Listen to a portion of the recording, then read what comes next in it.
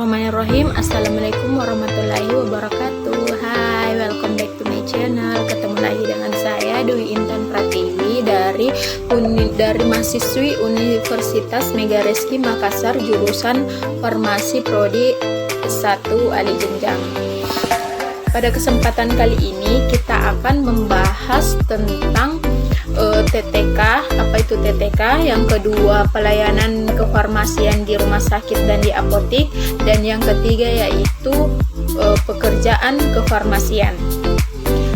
Sebelum kita mulai pembahasan, jangan lupa di like, komen, dan subscribe ya. Pertama kita akan membahas TTK atau tenaga teknik kefarmasian. Tenaga teknik kefarmasian atau TTK adalah tenaga kesehatan yang membantu apoteker dalam melaksanakan praktik kefarmasian dengan latar belakang pendidikan vokasi ilmu kefarmasian minimal D3 yang lulus uji kompetensi dan memperoleh sertifikat kompetensi yang diterbitkan oleh perguruan tinggi serta memiliki surat tanda registrasi tenaga teknik kefarmasian atau yang biasa disingkat dengan STR TTK. Kemudian yang kedua ada pelayanan kefarmasian. Pelayanan kefarmasian di rumah sakit yaitu salah satu kegiatan di rumah sakit yang menunjang pelayanan kesehatan yang bermutu. Hal tersebut diperjelas dalam keputusan Menteri Kesehatan nomor 13/Menkes/X11/1999 tentang standar pelayanan rumah sakit yang menyebutkan bahwa pelayanan farmasi rumah sakit adalah bagian yang tidak terpisahkan dari sistem pelayanan kesehatan rumah sakit yang berorientasi kepada pelayanan pasien, penyediaan obat yang bermutu, termasuk pelayanan farmasi klinik yang terjangkau bagi semua lapisan masyarakat. Tuntutan pasien dan masyarakat akan mutu pelayanan farmasi mengharuskan adanya perubahan pelayanan dari paradigma lama atau orientasi obat atau produk ke paradigma baru. Dengan filosofi pharmaceutical care atau asuhan kefarmasian, praktik pelayanan kefarmasian ini merupakan kegiatan yang terpadu dengan tujuan untuk mengidentifikasi, mencegah, dan menyelesaikan masalah obat dan masalah yang berhubungan dengan kesehatan. Kemudian yang kedua yaitu pelayanan kefarmasian di apotik. Pelayanan kefarmasian yang diselenggarakan di apotik haruslah mampu menjamin ketersediaan obat yang aman, bermutu, dan berkhasiat dan sesuai dengan amanat Undang-Undang Nomor 36 Tahun 2009 tentang Kesehatan dalam rangka peningkatan penggunaan obat rasional untuk mencapai keselamatan pasien. Dilakukan pelayanan kefarmasian sesuai standar di fasilitas kesehatan. Terkait dengan hal tersebut, Kementerian Kesehatan telah mengeluarkan Permenkes Nomor 73 Tahun 2016 tentang standar pelayanan kefarmasian di apotik. Permenkes Nomor 73 Tahun 2016 tentang standar pelayanan kefarmasian di apotik telah memuat kebijakan pelayanan kefarmasian termasuk pengelolaan sediaan farmasi, alat kesehatan dan bahan medis habis pakai atau BMHP, dan pelayanan farmasi klinik yang harus dilaksanakan dan menjadi tanggung jawab seorang apoteker. Akan tetapi masih terdapat beberapa aspek pelayanan kefarmasian yang memerlukan penjelasan lebih lanjut yang belum dimuat dalam standar pelayanan kefarmasian. Selain itu, terdapat amanat pada Permenkes Nomor 73 Tahun 2016 untuk menyusun petunjuk teknis standar pelayanan kefarmasian di apotik yang diharapkan dapat menjadi pedoman apoteker di apotik dalam melaksanakan pelayanan kefarmasian.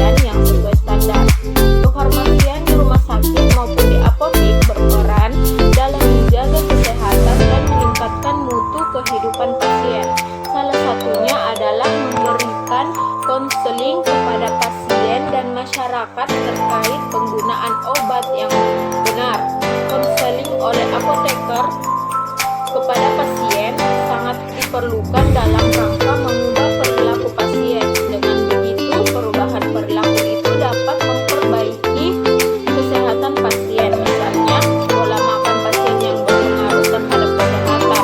Contoh lain, obat dapat menimbulkan depresi nutrisi dan menimbulkan kelainan pada kesehatan pasien, seperti penggunaan statin dalam jangka panjang mengakibatkan koenzim Q10 menurun. Koenzim Q10 merupakan antioksidan yang diproduksi secara alami oleh tubuh manusia, berfungsi sebagai energi yang dibutuhkan untuk pertumbuhan sel. Kemudian adapun tugas atau peranan kefarmasian, yaitu seperti yang pertama, memastikan kualitas obat yang diberikan kepada pasien, yang termasuk menjamin obat tersebut belum kadaluarsa dan sudah mendapat izin edar dari Bahan Pengawasan Obat dan Makanan atau BPOM. Kemudian yang kedua, memastikan dosis obat yang diberikan sudah selesai ambang batas yang diperbolehkan. Kemudian yang ketiga, memastikan pasien mendapatkan obat sesuai dengan keluhan. Yang keempat, memberi penjelasan kepada pasien tentang obat, termasuk dosis, cara mengkonsumsinya, dan efek samping yang mungkin timbul. Dan yang kelima, ada menjawab pertanyaan pasien tentang obat yang diresepkan.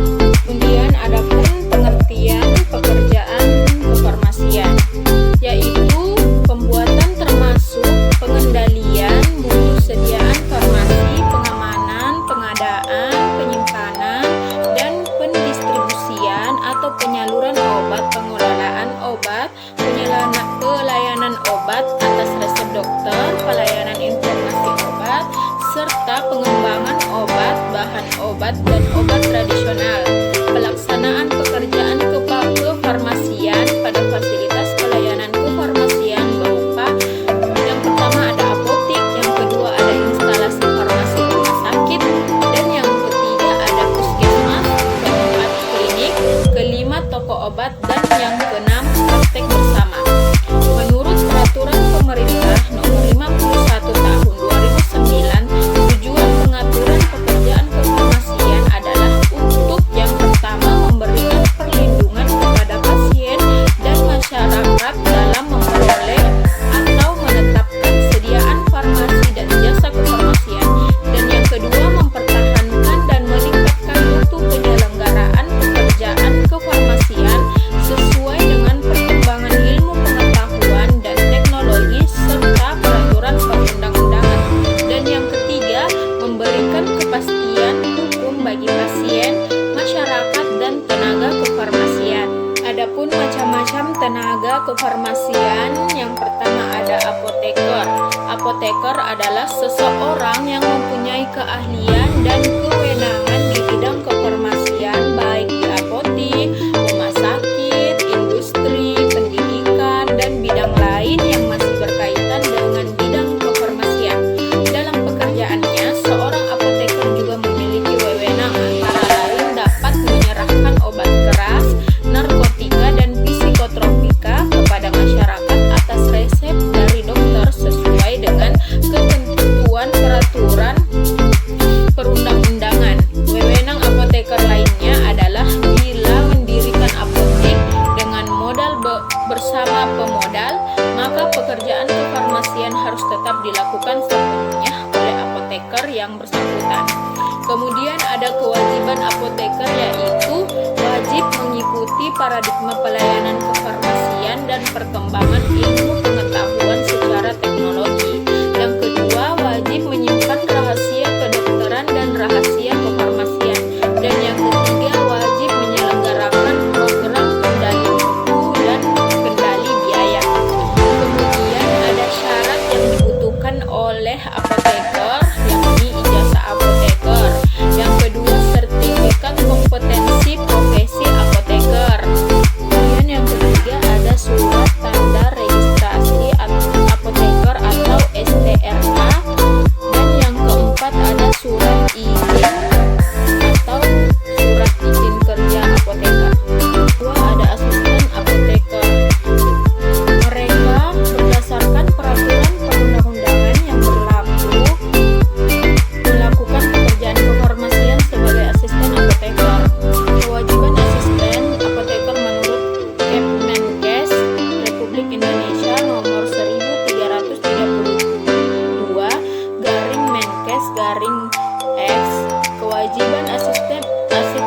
asisten apoteker, yaitu melayani resep dokter sesuai dengan tanggung jawab dan standar profesinya yang dilandasi pada kepentingan masyarakat, serta melayani penjualan obat yang dapat dibeli tanpa resep dokter, memberi informasi yang berkaitan dengan penggunaan atau pemakaian obat yang diserahkan kepada pasien, penggunaan obat secara tepat, aman, dan rasional atas permintaan masyarakat.